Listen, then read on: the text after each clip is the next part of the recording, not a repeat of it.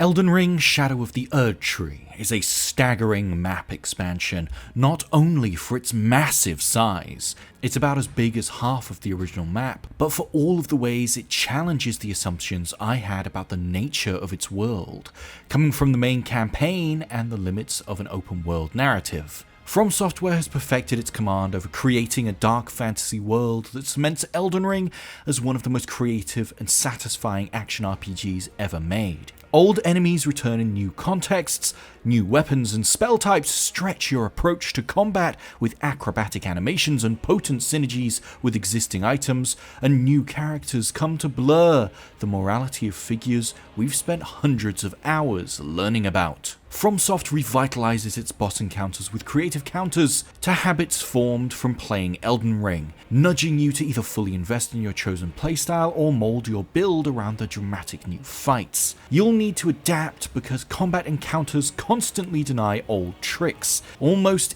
everything you hated having to deal with in Elden Ring is back in a way that feels almost like a middle finger from FromSoft, followed by a confident handshake, signaling that you willingly signed up for this and you will actually enjoy every minute of it. The heightened difficulty allows Shadow of the Erdtree's new leveling system, which requires finding 2 new upgrade items scattered in the Lands of Shadow to lure you through the maze-like design of the new map. Shadow of the Erdtree is as dense and vertically designed as Lordran in Dark Souls, with forking paths to distract you from your initial destination. Shadow of the Erdtree's smaller map doesn't limit the expansiveness you'd expect out of Elden Ring, it just reorients it in another direction, where ladders send you to hidden ruins and elevators take you to forests grown on stone pillars reaching into the sky. If Elden Ring was like exploring a pristine painting, Shadow of the Erdtree is like exploring the same painting after it's been dunked in alcohol. The colours are smeared and fleeting, but its beauty endures. Shadow of the Erdtree refuses to let you look away from the point it's trying to make about the hypocrisy